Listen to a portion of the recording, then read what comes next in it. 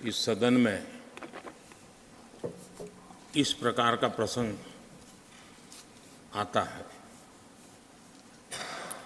लेकिन ये सदन निरंतरता का प्रतीक है। लोकसभा 5 साल के बाद नए रंग रूप के साथ सज जाती है। ये सदन हर 2 वर्ष के बाद एक नई प्राण शक्ति प्राप्त करता है, एक नई ऊर्जा प्राप्त करता है, एक नए उमंग और उत्साह का वातावरण भर देता है। और इसलिए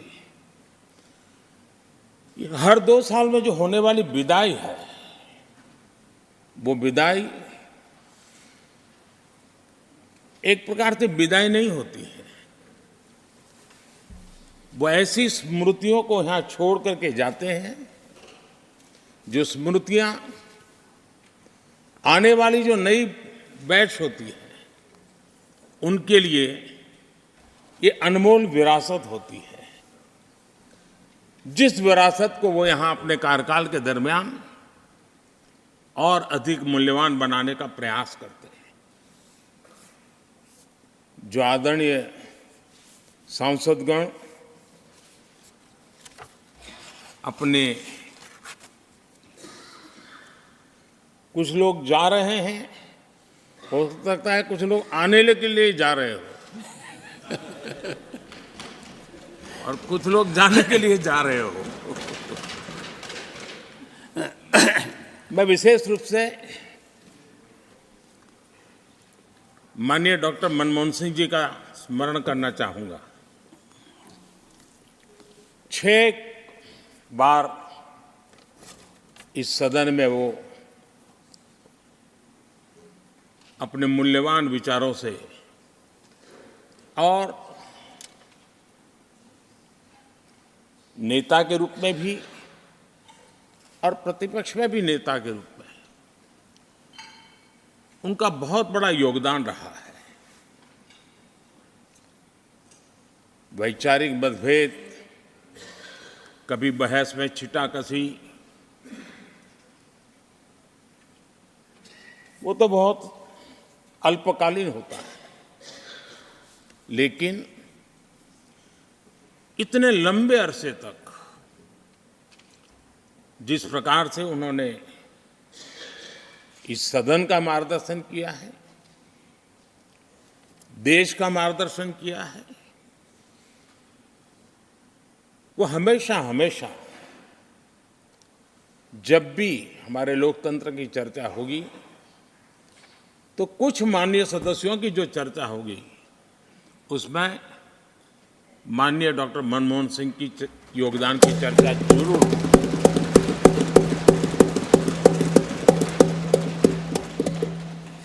और मैं सभी सांसदों से, चाहे इस सदन में हो या उस सदन में हो, जो आज है वो शायद भविष्य में आने वाले हो, मैं उनसे जरूर कहूंगा कि ये जो माननीय सांसद होते हैं, किसी भी दल के क्यों न हो, लेकिन जिस प्रकार से उन्होंने अपने जीवन को कंडक्ट किया होता है, जिस प्रकार की प्रतिभा के दर्शन उन्होंने अपने कार्यकाल में कराए होते हैं, उसका हमने एक गाइडिंग लाइट के रूप में सीखने के लिए प्रयास करना चाहिए। मुझे याद है उस सदन के अंदर लास्ट कुछ दिनों में एक वोटिंग का अवसर था, विषय तो मैं छूट गया मेरा, लेकिन पता था कि विजय ट्रेजरी बैंक की होने वाली है। अंतर भी बहुत था, लेकिन doctor Manmohan Singh ji wheel chair में आए, वोट किया। एक सांसद अपने दायित्व के लिए कितना सजग है, उसका वो उदाहरण, वो प्रेरक उदाहरण था। इतना ही नहीं, मैं देख रहा था कभी कमेटी के चुनाव हुए, कमेटी मेंबर्स के, वो व्हीलचेयर में वोट देने आए। सवाल ये नहीं है कि वो किसको ताकत देने के लिए आए थे, मैं मानता हूं वो लोकतंत्र को ताकत देने आए थे।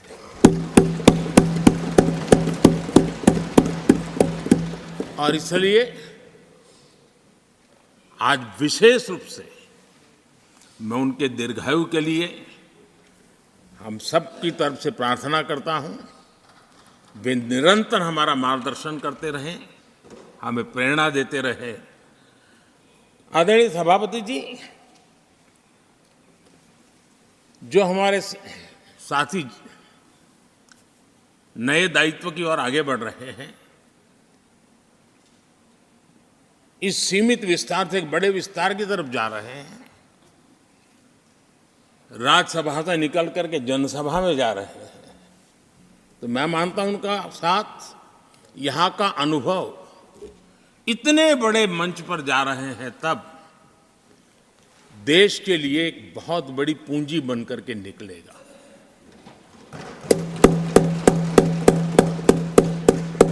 किसी यूनिवर्सिटी में भी 3-4 साल के बाद एक नया व्यक्तित्व तो बाहर निकलता है। ये तो 6 साल की विविधताओं से भरी हुई है, अनुभव से घड़ी हुई एक ऐसी यूनिवर्सिटी है जहां 6 साल रहने के बाद कोई भी व्यक्ति ऐसा निखर करके निकलता है, ऐसा तेजस्वी बन करके जाता है, वो जहां भी रहता है, जिस भूमिका से रहता है, वो अवश्य हमारे कार्य को अधिक ताकतवर बनाएगा, राष्ट्र के काम को गति देने का सामर्थ्य देगा। ये जो माननीय सांसद जा रहे हैं, एक प्रकार से वो वैसे ग्रुप है जिनको दोनों सदन में रहने का, पुराने वाले संसद के भवन में भी और नए वाले संसद के भवन में भी उनको रहने का अवसर मिला। ये साथी जा रहे हैं, वो आज़ादी के 75 वर्ष अमृत काल का, उसके नेतृत्व का साक्षी बन करके जा रहे हैं। और ये साथी जो जा रहे हैं, हमारे संविधान के 75 साल, उसकी भी शोभा बढ़ाते हुए आज हम सबके के साथ जा रहे हैं, तो अनेक स्मृतियां लेकर के जा रहे हैं। हम वो दिन भूल नहीं सकते कि कोविड के कठिन कालखंड में हम सब ने परिस्थितियों को समझा, परिस्थितियों के अनुकूल अपने आप को गढ़ा। यहां बैठने के लिए कहा तो यहां बैठो, वहां बैठने के लिए कहा तो वहां बैठो, उस कमरे में बैठने के लिए कहो। किसी भी दल के किसी भी सांसद ने ऐसे विषयों को लेकर के देश के काम को रुकने नहीं दिया। और कोरोना के वो कालखंड जीवन और मौत का खेल था, घर से बाहर निकले पता नहीं क्या होगा। उसके बाद भी माननीय सांसदों ने सदन में आकर के देश की जिम्मेवारियों को निभाया, देश को आगे बढ़ाया। और इसलिए मैं समझता हूं कि कालखंड को, उस कालखंड ने हमें बहुत कुछ सिखाया है। संकटों के बीच भी भारत की संसद में बैठे हुए व्यक्ति कितने बड़े दायित्व को निभाने के लिए कितना बड़ा रिस्क भी लेते हैं और कितनी कठिनाइयों के बीच में काम भी करते हैं, इसका अनुभव भी हमें हुआ। सदन में खट्टे मीठे अनुभव भी रहे। हमारा कुछ दुखद घटनाएं भी रही।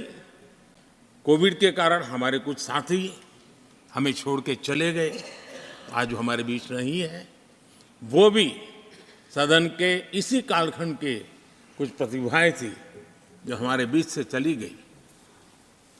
वो एक दुखद घटना को हमने स्वीकार करते हुए भी हम आगे बढ़ते रहे। और भी ऐसी कुछ घटना हुई, कभी कभी फैशन परेड का भी हमने दृश्य देखा, काले कपड़ों में सदन को फैशन शो का भी लाभ मिला। तो ऐसी विविधताओं के अनुभव के बीच हमारा कार्यकाल बीता। और मैं तो अब खरगे जी आ गए हैं, तो मेरा एक धर्म तो निभाना ही पड़ता है मुझे। कभी कभी कुछ काम इतने अच्छे होते हैं जो बहुत लंबे समय तक उपयोगी होते हैं। हमारे यहाँ कोई बच्चा कुछ अच्छी चीज़ कर लेता है, कोई बच्चा अच्छे कपड़े वपड़े पहन करके अवसर के लिए तैयार होता है, तो परिवार में एक आध स्वजन आ जाता है, अरे किसी की नज़र लग जाएगी, इसको काला टीका कर दो। तो ऐसे काला टीका कर देते हैं। आज देश पिछले 10 साल में समृद्धि के नए नए शिखर सर कर रहा है। एक भव्य दिव्य वातावरण बना है, उसको नजर न लग जाए, इसलिए काला टीका करने का आज प्रयास हुआ है। मैं उसके लिए भी खरगे जी का बहुत धन्यवाद करता हूं, ताकि इस हमारी प्रगति की यात्रा को कोई नजर न लग जाए। ये नजर न लग जाए इसलिए आपने आज जो काला टीका किया है, मैं तो सोच रहा था सब काले कपड़ों में आएंगे, लेकिन शायद काला जोदू खिंचते खिंचते खिंचते ब्लैक पेपर तक चला गया है। लेकिन फिर भी मैं उसका भी स्वागत करता हूं, क्योंकि जब भी अच्छी बात होती है, काला टीका नजर न लग जाए इसलिए बहुत जरूरी होता है। और उस पवित्र काम को, और आज जिस उम्र के हैं उस व्यक्ति जब ये काम करता है तो जरा अच्छा रहता है। तो मैं इसके लिए भी आपका आभार व्यक्त करता हूं। आदरणीय सभापति जी, ये विषय कोई लंबा बोलने का तो है नहीं, लेकिन हमारे यहाँ शास्त्रों में एक बहुत बढ़िया बात कही गई है। शायद हमारे सब साथी जा रहे हैं तो जो कमी भी हमें महसूस होगी उनकी, क्योंकि उनके विचारों का लाभ जो आ जाएंगे वापस, वो तो और तेज तर्रार होकर के आएंगे। जिसको हमला करना है वो भी मज़ेदार हमले करेंगे, और जिसको रक्षा कवच बनाना है वो भी बढ़िया बनाएंगे। वो अपना काम चलता रहेगा। हमारे यहाँ शास्त्रों में कहा गया है, गुणा गुणज्ञेषु गुणा भवन्ति, गुणा गुणज्ञेषु गुणा भवन्ति, ते निर्गुणम प्राप्य भवन्ति दोषाः, ते निर्गुणम प्राप्य भवन्ति दोषाः। आस्वाद्य तोया प्रवहन्ति नद्य, समुद्र मासादय भवन्तय पेया। उसका मतलब है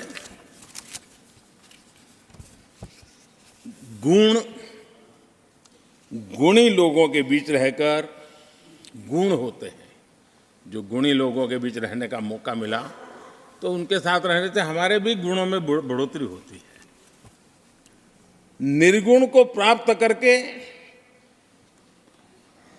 वो दोष युक्त हो जाते हैं। अगर गुणियों के बीच में बैठते हैं तो गुण तो बढ़ जाता है, लेकिन गुण ही नहीं है तो दोष बढ़ जाते हैं। और आगे कहा है, नदियों का जल तभी तक पीने योग्य होता है जब वो बहता रहता है। सदन में भी हर 2 साल के बाद नया प्रवाह आता है, और जब तक बहता रहता है, लेकिन नदी कितनी ही मीठी क्यों ना हो, पानी कितना ही स्वादिष्ट क्यों ना हो, लेकिन जैसे ही समुद्र से मिल जाती हैं वो किसी काम की रहती नहीं है। उसमें दोष आ जाते हैं, दोष युक्त हो जाते हैं, और इसलिए समुद्र को प्राप्त करने के बाद पीने योग्य नहीं रहता। मैं समझता हूँ ये संदेश हर एक के जीवन में प्रेरक रहेगा। इसी भावना के साथ जो साथी समाज जीवन के एक बहुत बड़े फलक पर जा रहे हैं, इस जीवंत यूनिवर्सिटी से अनुभव प्राप्त करके जा रहे हैं, उनका मार्गदर्शन, उनका कर्तृत्व राष्ट्र के काम आएगा, नई पीढ़ी को प्रेरणा देता रहेगा। मैं सभी साथियों को हृदय से अनेक अनेक शुभकामनाएं देता हूं।